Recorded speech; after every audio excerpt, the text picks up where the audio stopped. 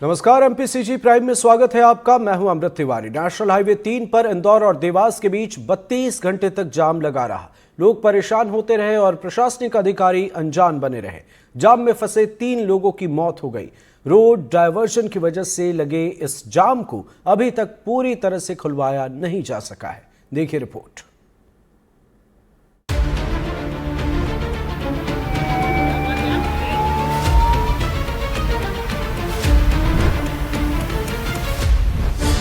ये तस्वीरें हैं उस महाजाम की जिसकी वजह से 3 लोगों की मौत हो चुकी है। नेशनल हाईवे नंबर 3 पर इंदौर से देवास के बीच 32 घंटे से ज्यादा समय तक जाम लगा रहा। 8 किलोमीटर लंबे जाम में 4000 से ज्यादा गाड़ियां फंस गई। इस जाम में फंसे इंदौर के कमल पांचाल, शुजालपुर के बलराम पटेल और गाली पिपलिया गाँव के संदीप पटेल की मौत हो गयी। 2 को हार्ट अटैक आया, जबकि एक पेशेंट ने अस्पताल पहुँचने से पहले दम तोड़ दिया। देवास से इंदौर के बीच अर्जुन बड़ौदा में किस तरह से लगा जाम, देखिए किस तरह से ये जाम लगा हुआ है। घंटों से यहाँ पर गाड़ियां खड़ी हैं। एनडीडीबी की टीम को देखकर ये जो रोड बनाने वाले अधिकारी जागे हैं और इस तरह से काम कर रहा है। देखिए किस तरह से ये वो जाम है जहां पर 3 की मौत हो चुकी है। इसके बाद भी प्रशासन नहीं जाग रहा है। देखिए किस तरह से जहां तक एनडीडीबी की कैमरे की नजर जा रही है वहां तक जाम लगा हुआ है। इंदौर देवास के बीच अर्जुन बड़ौदा गांव में फ्लाईओवर बन रहा है, इसीलिए रोड डायवर्जन किया गया और ये डायवर्जन ही लोगों की परेशानी बन गया। कितने घंटे से परेशान हो रहे हैं आप? 2 से 3 घंटे से। किस तरह से यात्री परेशान होते हैं? सब यात्री परेशान हो रहे हैं ना, परेशान हो रहे हैं। देखिए किस तरह से यहाँ पे अपने दर्शकों को दिखा रही है। ये देखिए किस तरह से जाम लगा हुआ है, गाड़ियां खड़ी हुई हैं, ट्रकों के टायर थमे हुए हैं। देखिए किस तरह से रेंग रेंग के गाड़ियां अब निकलती हुई नजर आ रही है। हम बात करेंगे जो ट्रक वाले हैं उनसे। क्या नाम है आपका? धर्मवीर। कितना लंबा जाम है? बहुत तगड़ा जाम है। 2 घंटे हो गए। 2 घंटे हो गए। किस तरह से परेशान हो रहे हैं आप? बहुत ज्यादा परेशान है। इस जाम से क्या क्या नुकसान है आपको? अरे बहुत नुकसान ही नुकसान है, पूरे पटाख खत्म है रहे और पीछे भाई को दिक्कत है सकते, गाड़ी ट्रक के गाड़ी में लग सकते, दिक्कत तो बहुत हो रही है। गाड़ी पीछे एक्सीडेंट हो जाते हैं और क्या। देखिए साफ तौर से गाड़ी वाले भैया बोल रहे हैं कि जब गाड़ी में धीरे से निकलती है, जाम खुलता है तो गाड़ी एक दूसरे को लगती है और इसमें दुर्घटना घट जाती है। देखिए किस तरह से यहाँ पर जाम लगा हुआ और रोड के दोनों तरफ जो है यहाँ पर गड्ढे ही गड्ढे नजर आ रहे हैं, जिस कारण काफी तरह से जाम बना हुआ है। कितना लंबा जाम लग रहा है यहाँ पर? यहाँ पर सर काफी लंबा जाम लगा हुआ है। यहाँ पर कितने घंटे हो गए जाम को? यहाँ पर सर मुझे 1.5 घंटा हो गया है जाम में फंसे हुए। अच्छा, ये रोड की बहुत हालत खराब है इस समय पर यहाँ, और यहाँ काम नहीं हो रहा है, बहुत समस्याएं आ जाती है। कितने घंटे से फंसे हैं आप जाम में? भाई 5 घंटे हो गए। 5 घंटे। क्या लगता है? भाई बहुत बेकार रास्ता है, तो परेशान हो गए हैं। अरे कहाँ से आ रहे हैं आप? हम गुड़गांव से आए, दिल्ली से। देखिए दिल्ली गुड़गांव से आए हैं, वहाँ तक आने में कितने घंटे लगे और यहाँ से इंदौर जाने में कितने घंटे लग रहे हैं आपको? भाई 5 घंटे हो गए, देख लो जाम में फंसे। हाँ, उज्जैन से इंदौर। अच्छा, देवास से इंदौर। हाँ। अभी कितने लोग, कितने बच्चे भी छोटे आपके साथ, क्या क्या तकलीफ है आपको? भाई जाम लगा पड़ा है, रोड बिल्कुल खराब है, परेशान हो गए हम तो। चला जाम लगा पड़ा हुआ है ना। जब एनडीटीवी की टीम मौके पर पहुंची थी तब फिर वैसी ही स्थिति बनी। एक एम्बुलेंस फिर जाम में फंस गई, उसे किसी तरह रॉन्ग साइड से बाहर निकाला गया।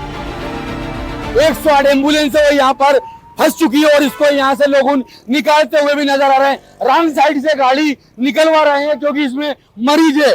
देखिए किस तरह से दर्शकों को दिखा रहा हूँ कितना लंबा जाम लगा हुआ है यहाँ पर। रॉन्ग साइड से इसको एम्बुलेंस को निकलवाते हुए लोग नजर आ रहे हैं, जबकि यहाँ पर पुलिस प्रशासन का कोई नुमाइंदा नजर नहीं आ रहा। देखिए किस तरह से ये निःशुल्क जो 108 की एम्बुलेंस है इसको यहाँ से निकाली जा रही है, लेकिन प्रशासन का नुमाइंदा यहाँ पर नजर नहीं आ रहा। रॉन्ग साइड से गाड़ी निकाली जा रही है क्योंकि इसमें मरीज है। जनजीवन प्रभावित हो गया है, बच्चे परेशान है, महिलाएं, डिलीवरी वाली महिलाओं को अभी बाइक पे बैठा के हमने उधर आपने भी एक एम्बुलेंस को रॉन्ग साइड से निकालते अभी निकाला, अस्पताल पहुंचा। पुलिस प्रशासन नहीं है यहाँ पे? पुलिस प्रशासन सब अस्त व्यस्त है। जाम को देख रहे हैं, किसकी लापरवाही है जाम में? ये पूरी प्रशासन और ये ठेकेदार और इनकी लापरवाही NH हाईवे वाले की।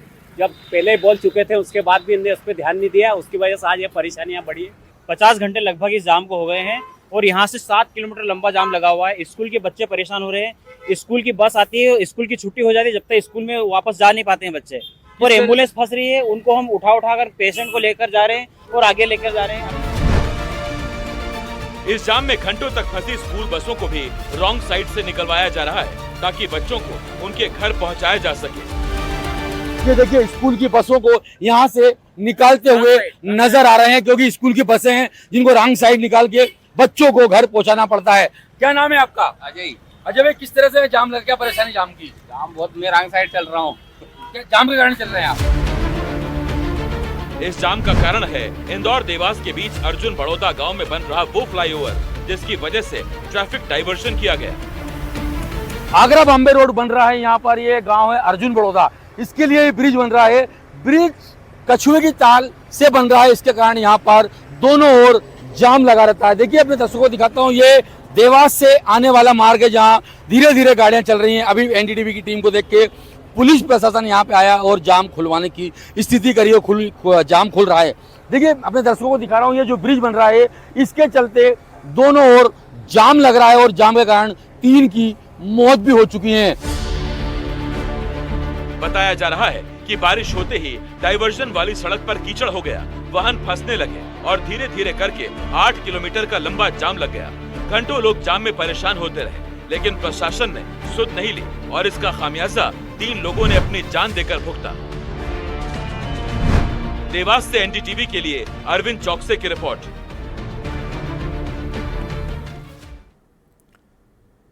राजधानी भोपाल में 90 डिग्री वाले ब्रिज के मामले में नया खुलासा हुआ है। इस ब्रिज के बनने के दौरान इसके डिजाइन को लेकर सवाल उठाए गए थे, लेकिन तब पीईडी के इंजीनियर्स ने इसे इग्नोर कर दिया था। देखिए रिपोर्ट।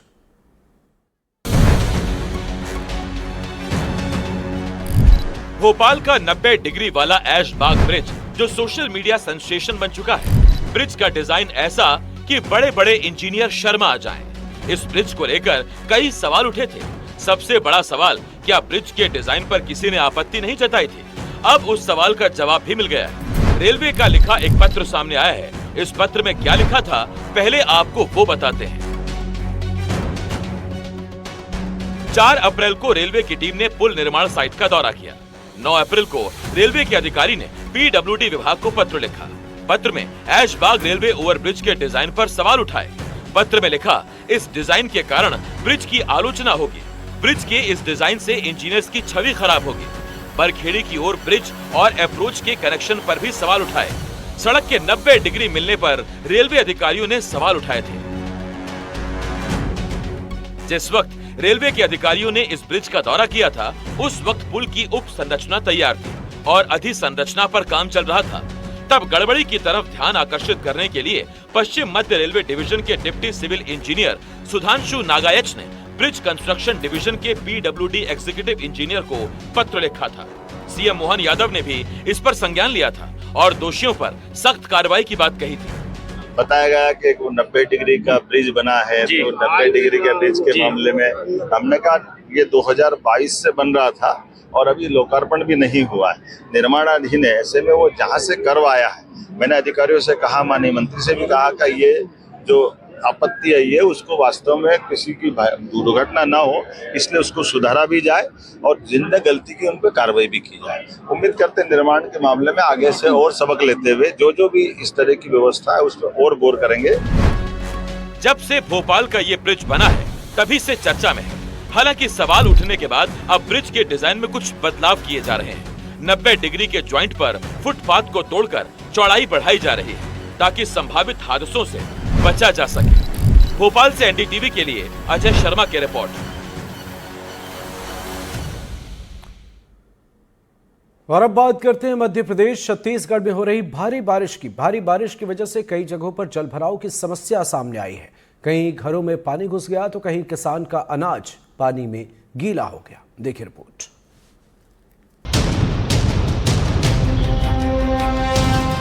मॉनसून की शुरुआत ही हुई है और मध्य प्रदेश के शहरों में जल भराव की तस्वीरें सामने आने लगी हैं। बारिश ने कई लोगों की परेशानी बढ़ा दी है। सबसे पहले तस्वीर मऊगंज से। मऊगंज के खटखरी पंचायत के लिए भारी बारिश मुसीबत बनकर सामने आई है। यहाँ पहली बारिश ने विकास की पोल खोल कर रख दी। बारिश के कारण सड़कों पर पानी भर गया। गांव के 50 घरों में भी पानी भरने से 200 से ज्यादा परिवार परेशान हैं। तस्वीरों में आप देख सकते हैं कैसे पूरा इलाका तालाब में तब्दील हो गया, जिसके कारण लोग घरों में कैद हैं और बच्चे स्कूल भी नहीं जा पा रहे। ग्रामीणों का आरोप है कि पिछले 7 साल से नाली बनवाने और जल निकासी की गुहार लगाई जा रही है, लेकिन हालात जस के तस बने हुए हैं। कोई अधिकारी यहाँ आने के लिए तैयार नहीं, ना काम करने के। 2 महीने का मौका मांगे थे पिछले साल, तो 2 महीने बाद यहाँ तो काम लगवाएंगे, आज तक कोई काम नहीं। कितने लोगों का घर प्रभावित है? यहाँ कम से कम नमो तो 200 लोगों का। 200 लोगों का घर प्रभावित। हाँ, माननीय कलेक्टर महोदय के पास भी गए, पर कलेक्टर से मुलाकात हुई, वो हमारे लोगों की अर्जी स्वीकार किए, लेकिन कलेक्टर महोदय नहीं मिले।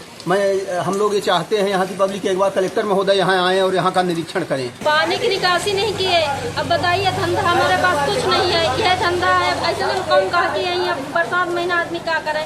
कितनी बार शिकायत की गई? अरे खजानी कितनी बेर, 5-6 बेर शिकायत आया। यहाँ के सेक्रेटरी सरपंच कटाए देखा, सुनवाई कुछ नहीं। जल भराव की जानकारी लगते ही तहसीलदार मौके पर पहुंचे, लोगों से बात की और बताया कि आखिर क्यों साल भर बीत जाने के बाद भी यहाँ हालात जस के तस बने हुए हैं। 4 माह पहले हम लोगों ने इसका निरीक्षण किया था, बीच में गर्मी में सीओ साहब के साथ। सीओ साहब ने कहा था कि इसका विकल्प के लिए नाली खुदवाया जाएगा।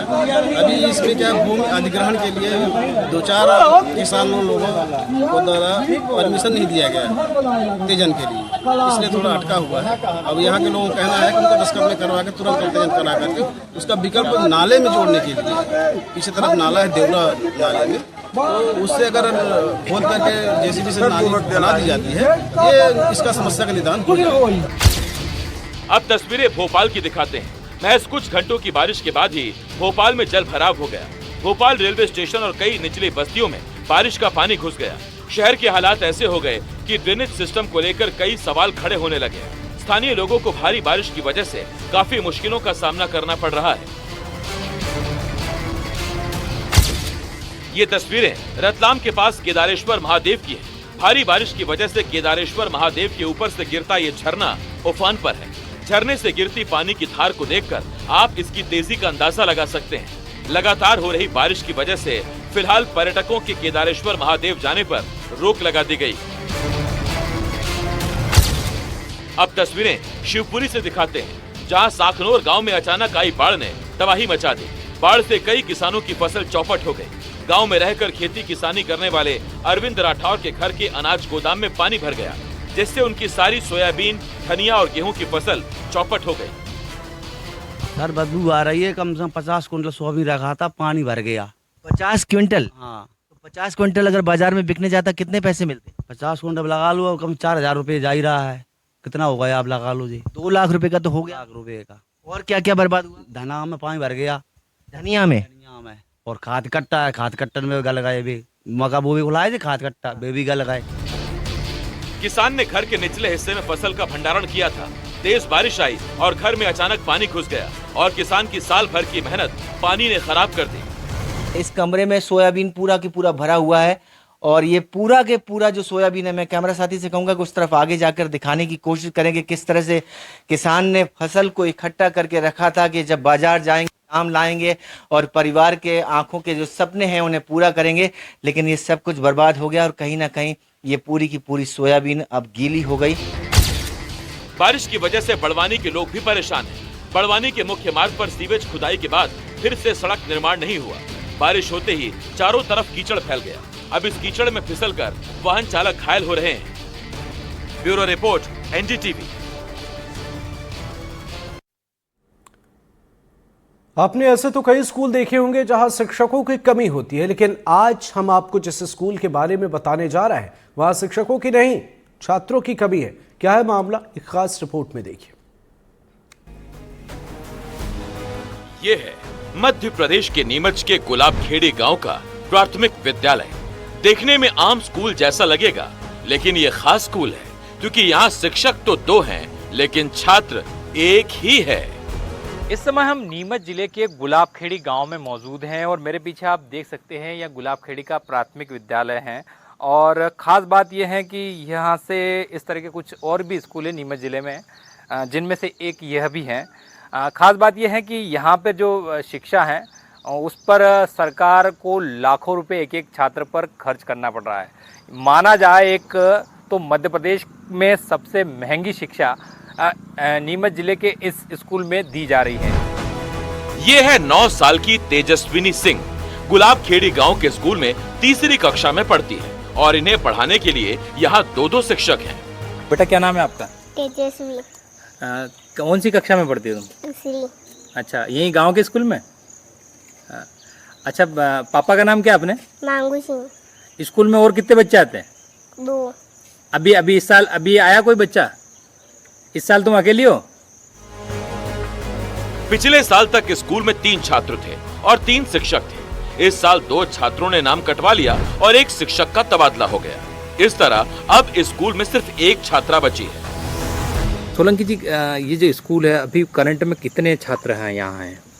अभी फिलहाल 1 दर्ज है। हाँ, और शिक्षक कितने नियुक्त हैं? शिक्षक 2। अच्छा, लास्ट ईयर कितने थे? लास्ट ईयर 3 बच्चे थे। और शिक्षक? शिक्षक 3 थे। हैरानी की बात यह भी है कि गुलाबखेड़ी से महज 1 किलोमीटर दूर स्थित गांव मुंडला के सरकारी स्कूल में पहली से 8वीं तक 110 बच्चे पढ़ रहे हैं। इस स्कूल में गुलाबखेड़ी गांव के बच्चे भी पढ़ने जाते हैं। अगर स्कूल अच्छा होगा तो बच्चे क्यों नहीं पढ़ाएंगे? बच्चे हर कोई पेरेंट चाहेगा कि मेरा बच्चा अच्छे स्कूल में पढ़े। आप ही का एक गांव हो रहे मुंडला, हाँ, ये मेरी पंचायत के 4 गांव में मुंडला, पिपला मिर्च, गुलाबखेड़ी और लसूढ़ाड़ा, और चारों में 3 में प्राथमिक स्कूल है और 1 में माध्यमिक स्कूल मुंडला में है हमारे पास। तो मुंडला में बताया गया कि यहाँ के बच्चे भी जाते हैं पढ़ने सरकारी स्कूल प्राइमरी में ही। हाँ, ये गुलाबखेड़ी के 8 से 10 बच्चे वहाँ रहे पढ़ने के लिए। तो फिर कहीं ना कहीं कुछ ना कुछ तो कमी रही होगी ना? ये तो उन बच्चे के पेरेंट्स को भी डिपेंड करता है वो कहाँ पढ़ाए। इस मामले में जिला शिक्षा अधिकारी SM मांगरिया का कहना है कि वर्तमान में एडमिशन की प्रक्रिया जारी है। जिन स्कूलों में छात्रों की संख्या कम होगी उन स्कूलों को मर्ज करने की प्रक्रिया की जाएगी। कई छात्र संख्या बहुत कम है। बहुत सारे स्कूल ऐसे हैं जहाँ 10 से कम संख्या और कुछ 10 से 20 के बीच भी हो सकती है। एग्जैक्ट डाटा लगभग मुझे नहीं पता है, लेकिन लगभग 30 से 40 विद्यालयों में लगभग ऐसी संख्या है जहाँ पर छात्र संख्या 1 से 10 के बीच में और शिक्षक 1 या 2 हैं।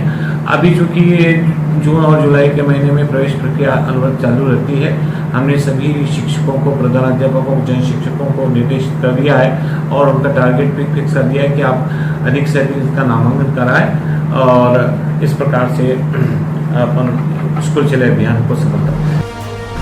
नीमच जिले में सिर्फ गुलाबखेड़ी की प्राथमिक शाला ही नहीं बल्कि कई ऐसे स्कूल हैं जहां ऐसे ही हाल है, लेकिन ना इन स्कूलों को मर्ज किया जा रहा है, ना ही इनकी सुध ली जा रही है। नीमच से NDTV के लिए विजित राव की रिपोर्ट।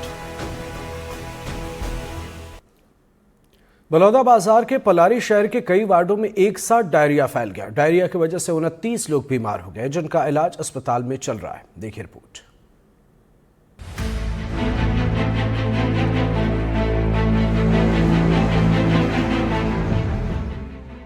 बलौदा बाजार के पलारी शहर के कई वार्डों में डायरिया का प्रकोप है। डायरिया की वजह से पलारी सामुदायिक स्वास्थ्य केंद्र में 29 मरीजों को भर्ती करवाया गया है। आशंका जताई जा रही है कि प्रदूषित पानी पीने से लोग डायरिया की चपेट में आ गए हैं, जिन्हें इलाज के लिए अस्पताल में भर्ती करवाया गया है। पता नहीं चला थे सर। हाँ, मोहल्ला में एक ही गाँव में। कौन से वार्ड से हैं आप? 13 नंबर। 13। कैसे बीमारी फैली? पानी से पानी देकर 5-6 बार उल्टी हुआ था। तो यहाँ सीधे यहीं पहुँचे या कि पहले जो कैंप लगा है वहाँ पर पहुँचे? नहीं, यहाँ सीधा यहीं। बताया जा रहा है कि पलारी के वार्ड नंबर 1, 2, 3, 4 और नंबर 13 सबसे ज्यादा प्रभावित हैं। इन इलाकों में स्वास्थ्य विभाग की तरफ से जांच शिविर लगाए गए हैं। बलौदा बाजार के पलारी क्षेत्र में डायरिया का प्रकोप देखने को मिल रहा है। उल्टी और दस्त से मरीज प्रभावित हैं। बड़ी संख्या में महमाया वार्ड से संबंधित लोग, जो महमाया के क्षेत्र के जो लोग हैं वो उल्टी दस्त से प्रभावित हैं। यहाँ पर जो स्वास्थ्य विभाग की टीम है उसके द्वारा कैंप का आयोजन किया गया है। आपको दिखाना चाहेंगे कि यहाँ पर कैंप संचालित हो रही है और जो डॉक्टर्स की टीम है वो यहाँ पर तैनात है और लगातार मरीजों की देखरेख यहाँ से की जा रही है। आप देख सकते हैं कि डॉक्टर्स यहाँ पर मौजूद हैं और लगातार निगरानी की जा रही है। दवाइयों का यहाँ से वितरण किया जा रहा है ताकि किसी भी तरीके की कोई अनहोनी न हो। इधर डायरिया के बढ़ते मरीजों को देखते हुए पानी के सैंपल लिए गए हैं। साथ ही इलाके के लोगों को जागरूक किया जा रहा है। वार्ड क्रमांक 4, 3, 2 और वार्ड क्रमांक 13 में ये डायरिया के कुछ मामले मिले हैं। इसमें हमारी ओर से जितने भी पानी से सप्लाई होता है उनका चेक किया जा रहा है, पानी का सैंपल लिया गया है और साथ ही लोगों को जागरूक किया जा रहा है कि अभी वर्तमान में तो शौच के बाद में पानी साबुन से हाथ धोएं, खाना खाने से पहले साबुन से हाथ धोएं और पानी उबाल करके पिएं। लगातार मुनादी किया जा रहा है और वर्तमान में जो पानी का टैंक है उसे बंद कर दिया गया है, सप्लाई बंद कर दिया गया है। उसके जगह में हमने टैंकर का वैकल्पिक उपयोग किया है। मामले की जानकारी लगते ही कलेक्टर दीपक सोनी पलारी अस्पताल पहुंचे और मरीजों से मुलाकात कर उनका हालचाल जाना। यहाँ पे हमारे जो नगर पंचायत पलारी के वार्ड क्रमांक 1, 2, 3, 4 एवं 13 इन वार्ड में जो है कुछ केसेस डायरिया के निकले हैं। अभी तक टोटल 29 लोगों को जो है आइडेंटिफाई करके उनको हॉस्पिटल में ट्रीटमेंट के लिए एडमिट कराया गया है। प्लस वहाँ पे कैंप टेम्पररी कैंप स्थापित करके 100% स्क्रीनिंग की जा रही है और डोर टू डोर सर्वेलेंस किया जा रहा है और लोगों को बताया जा रहा है कि एहतियात उनको बरतना है। साथ ही वाटर जो सोर्स है उसको टेस्टिंग कराने के लिए भेजा गया है, किस कारण से ऐसा हुआ है, और उस वाटर सोर्स को बंद कर दिया गया है और वैकल्पिक व्यवस्था इनके लिए की गई है। और अभी 29 लोग जो है पलारी सामुदायिक स्वास्थ्य केंद्र में एडमिट है, इनका इलाज चल रहा है यहाँ पे।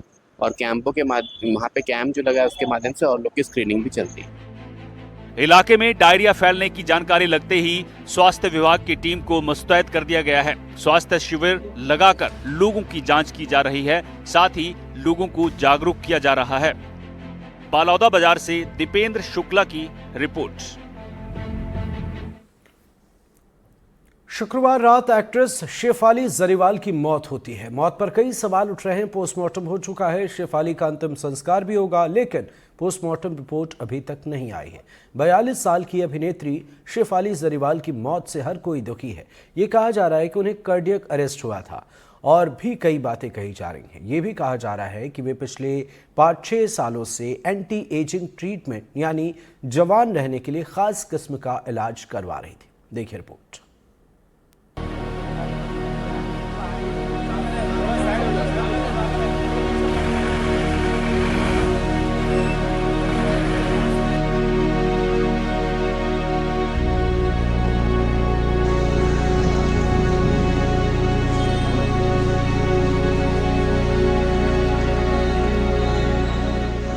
चेहरे पर चमक, हमेशा मुस्कुराते हुए दिखने वाली बॉलीवुड एक्ट्रेस और रियलिटी शो की स्टार शेफाली जरीवाला को जो भी जानता था वो यही कहता था कि बेहद खुशमिजाज और जिंदगी को अच्छी तरह जीने की कला उन्हें आती थी।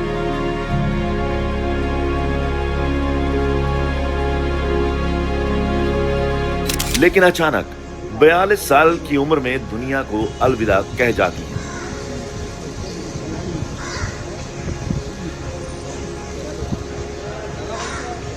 शुक्रवार रात करीब 10 बजे उन्हें मुंबई में अंधेरी के बेलेव्यू अस्पताल ले जाया जाता है, जहां उन्हें मृत घोषित कर दिया जाता है। देर शाम उनका अंतिम संस्कार कर दिया गया।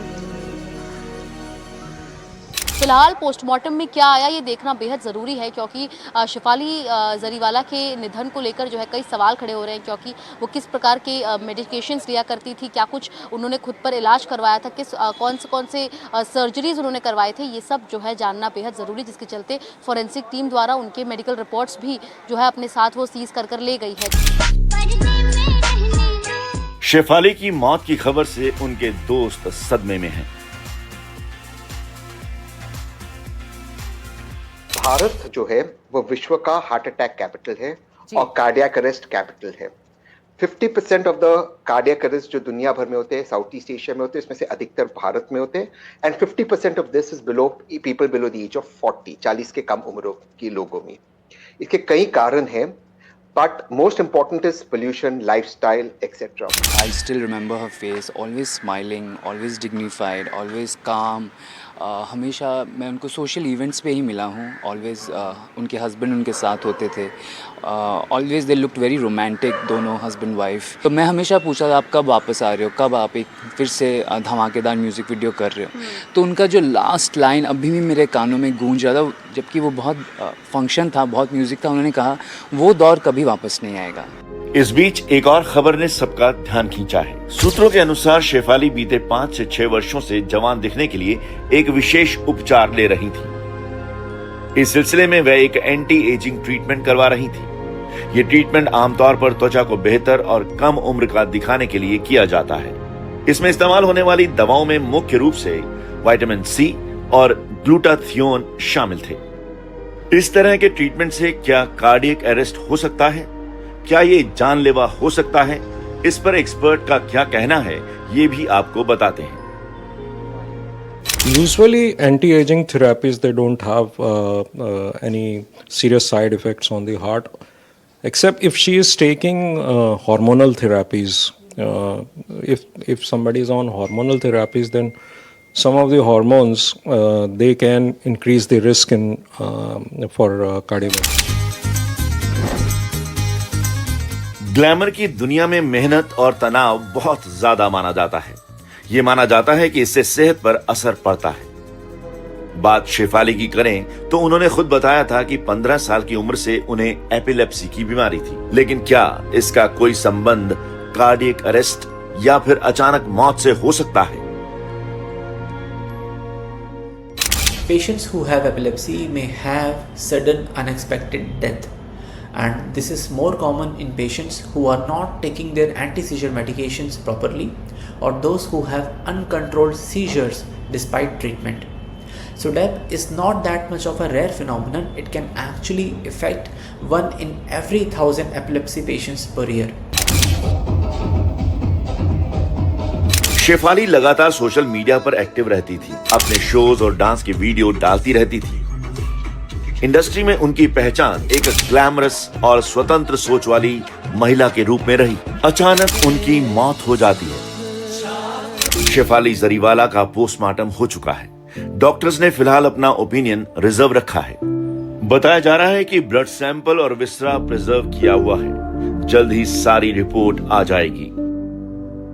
ये पता चल जाएगा कि शेफाली की मौत की असल वजह क्या थी। Bureau report, NDTV India. और इसी के साथ इस बुलेटिन में फिलहाल इतना ही। नमस्कार।